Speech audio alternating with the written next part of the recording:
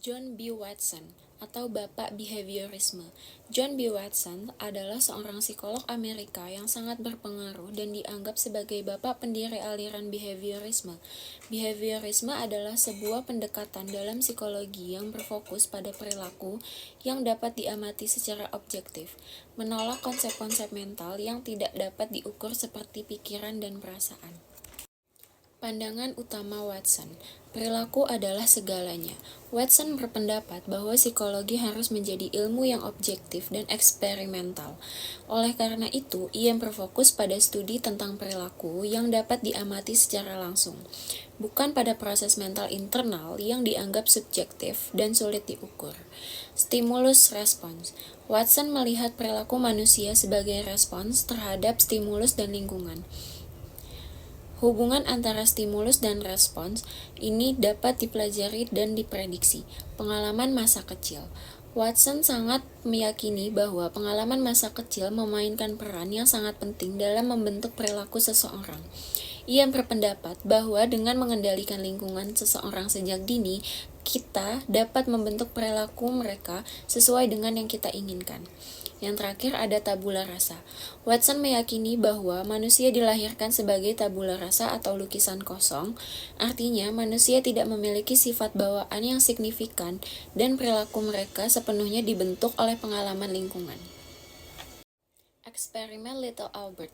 Salah satu eksperimen yang paling terkenal dilakukan oleh Watson adalah eksperimen Little Albert.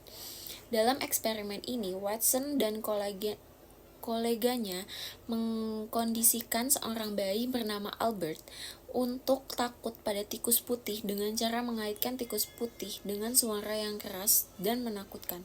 Eksperimen ini menunjukkan bahwa emosi seperti ketakutan dapat dipelajari melalui proses pengkondisian. Implikasi teori Watson dalam berbagai bidang. Yang pertama, ada bidang pendidikan. Teori Watson menginspirasi pendekatan pembelajaran yang berfokus pada perilaku yang dapat diamati dan penguatan positif.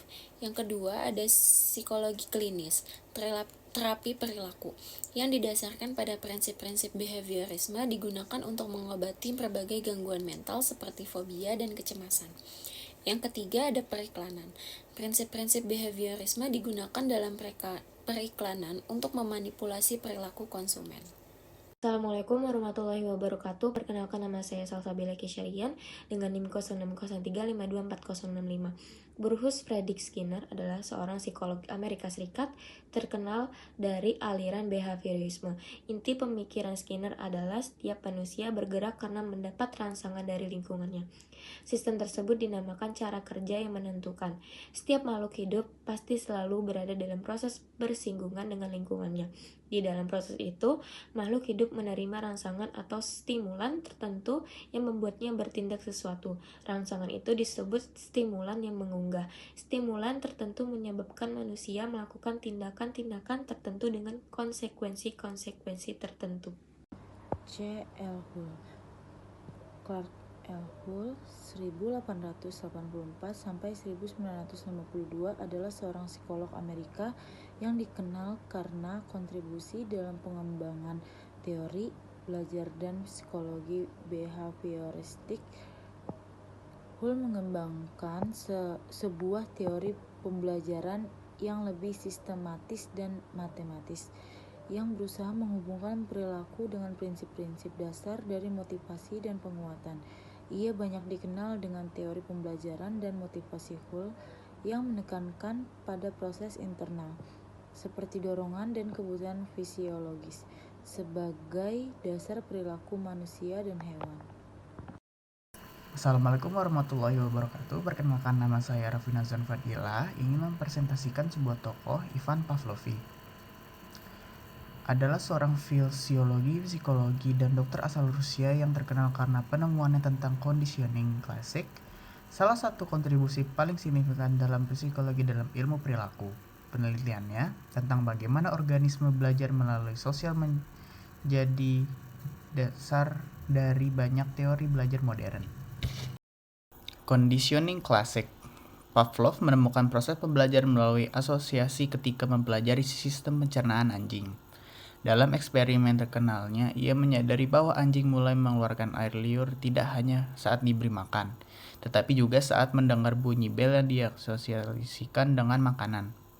Ini menghasilkan teori refleks terkondisi, yaitu bahwa respon otomatis dalam dipicu oleh stimulus netral jika stimulus tersebut berulang kali diagnosisikan dengan stimulus lain yang memiliki arti.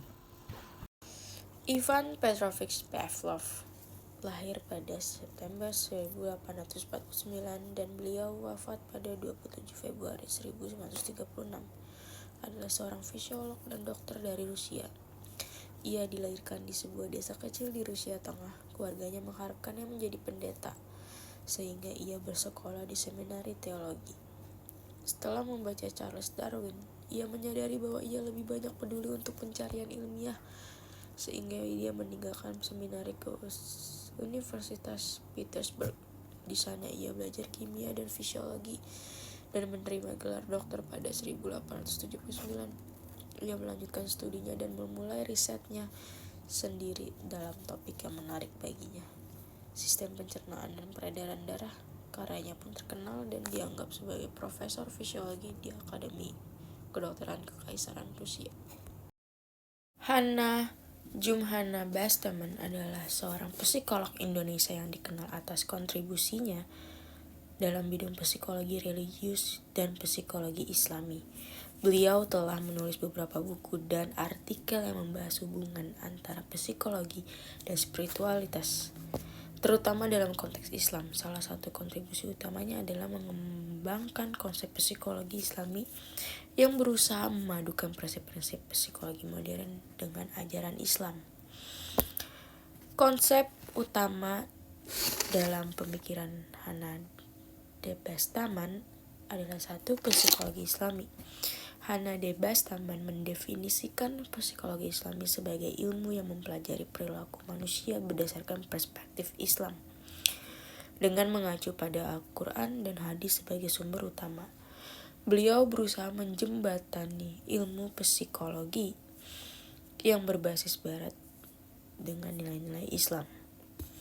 2. Kepribadian Islami. Salah satu fokusnya adalah membahas bagaimana membentuk pribadian yang seimbang berdasarkan nilai-nilai Islam. Menurut Bastaman, kepribadian Islami mencakup Ergotrik. Behavioristik menurut Ergotrik merujuk pada pandangan teori belajar yang dikembangkan oleh psikolog Edward C. Guthrie. Ia merupakan salah satu tokoh penting dalam aliran behaviorisme yang berfokus pada bagaimana perilaku dipelajari dan dipengaruhi oleh lingkungan. Teori belajar Guthrie dikenal dengan nama teori kontiguitas atau teori asosiasi kontigu yang menekankan hubungan langsung antara rangsangan dan respons. Prinsip utama teori behavioristik Guthrie. 1. Kontiguitas.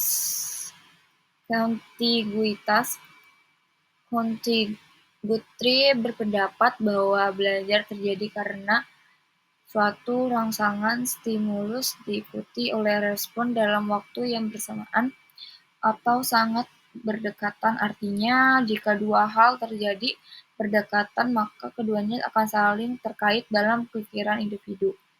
Dalam istilah lain, jika seseorang melakukan tindakan tertentu dalam situasi tertentu, tindakan tersebut akan terasosiasi dengan situasi itu dalam ingatannya. 2. Penguatan langsung. Bagi Guthrie, penguatan atau referensi tidak terjadi dengan cara yang tidak rumit atau bertahap, seperti yang dijelaskan oleh teori-teori behaviorisme lainnya seperti Skinner. Sebaliknya, bagi Guthrie,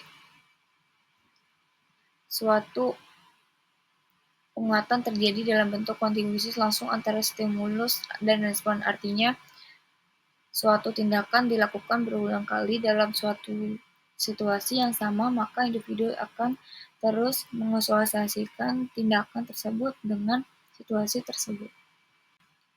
Prinsip utama teori behavioristik Guthrie. 1. Hukum kontiguitas. Guthrie percaya bahwa setiap kali seseorang berhadapan dengan stimulus tertentu, respon yang diberikan akan menjadi lebih kuat dan lebih cepat. Jika rangsangan tersebut diulang dalam situasi yang serupa hukum, ini nyatanya bahwa dua elemen yang terjadi bersamaan dan menghubungkan individu dengan situasi itu yang memperkuat perilaku tersebut. Dua, penghapusan atau perubahan perilaku.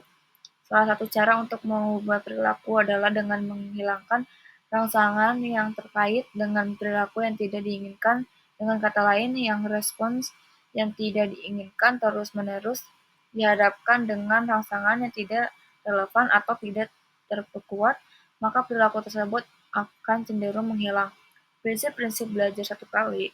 Salah satu aspek yang membedakan teori Guthrie dengan teori behavioristik adalah seperti yang diajukan oleh B.F. Skinner adalah bahwa Guthrie menggemukan prinsip belajar satu kali ini berarti bahwa seseorang individu dapat langsung mengasosiasikan stimulus dengan respon pada percakapan pertama jika keduanya cukup dekat secara temporal waktu. Jadi bagi Guthrie tidak selalu diperlukan penguatan berulang kali seperti yang diajarkan dalam teori Skinnerian.